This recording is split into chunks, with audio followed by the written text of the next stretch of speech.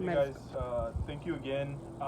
Once again, like I said, I'm really sorry that I'm so late on my videos. I know normally I've been posting on Wednesdays. It's been a really busy week. Um, but I did promise a follow-up video showing you, and there are different methods to get a tree branch or the top of a tree or anything like that to root and actually grow and not just have it go to waste. This actually was a sucker that I took off of my citrus that I have in back. It was along the base. Part of the reason, to explain suckers, why I took that off, you can see the leaves are kind of dead, but the reason I took this off was because it prevents upward growth. Suckers start from the base of a fruit tree, especially with citrus fruit trees, so that's in any of your lemons, your limes, your citruses, mandarin oranges, blood oranges, whatever you want to go with. But it literally, the tree's diverting energy to grow branches from the base instead of going up.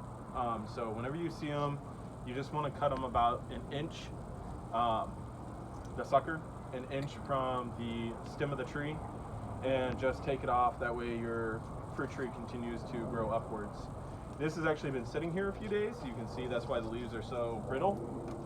But what I do is I'm just going to take them and pull them off, because these leaves aren't going to come back. There's no use for them. They don't need to be on there. So I'm just going to literally just take them off like this. It's not too hard, not too complicated.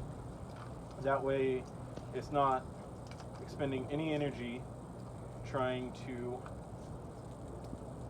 promote new growth.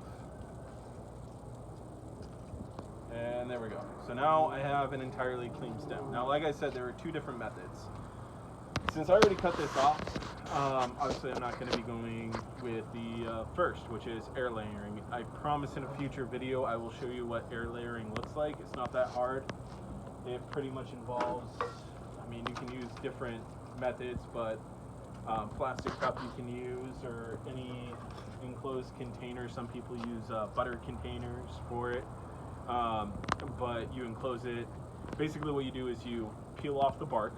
I'm going to shave off the bark right here with the method I'm doing, but you would cut from the top, and then you would cut from the bottom, and then you would cut right in between and just peel the bark off to expose the skin of the actual branch.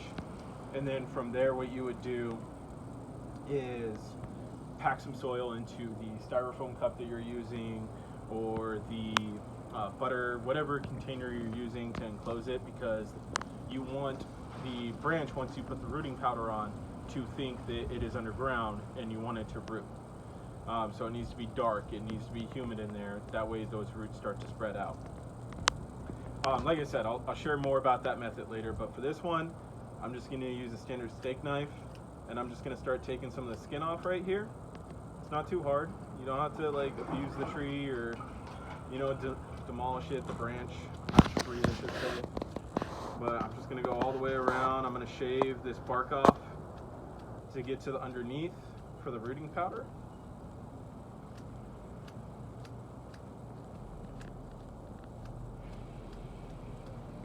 And we're almost done here.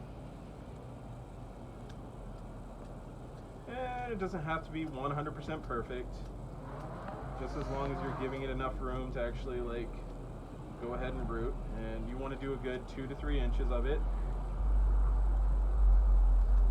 And you can see it's still plenty alive right there. It's not dead. It's only been a few days since I took this off.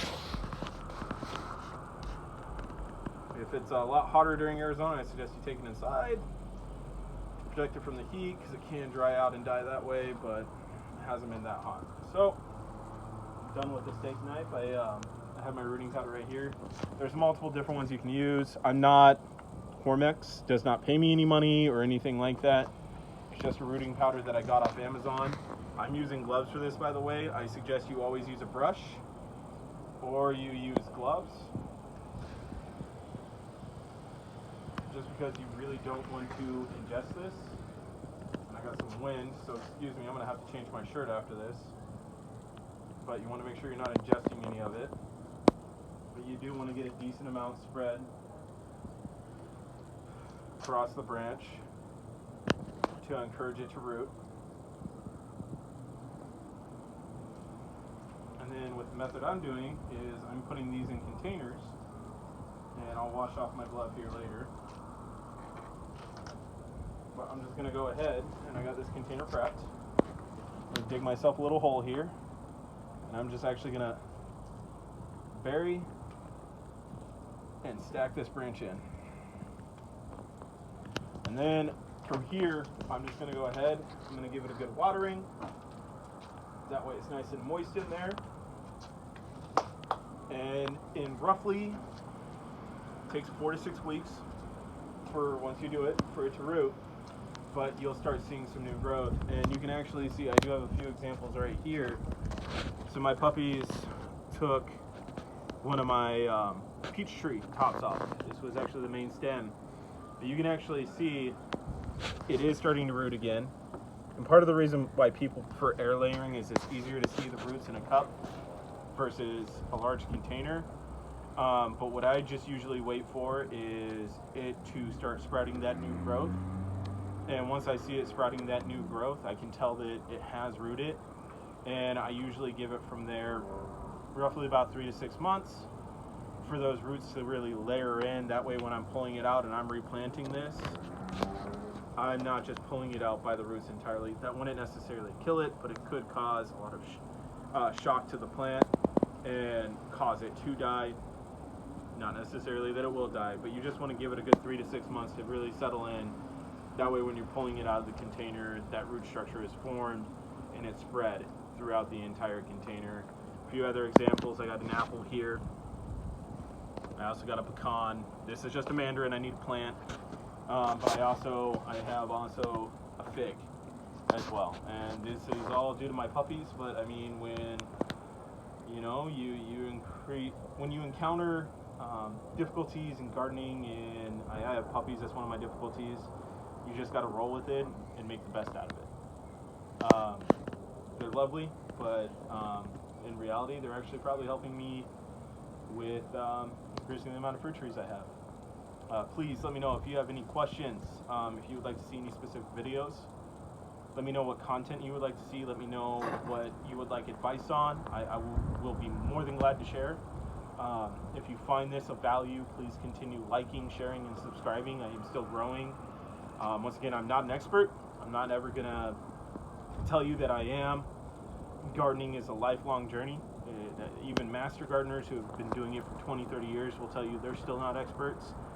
And anyone who does, I would say you might want to stray away from, but that's my personal opinion, because there's always more to learn with gardening.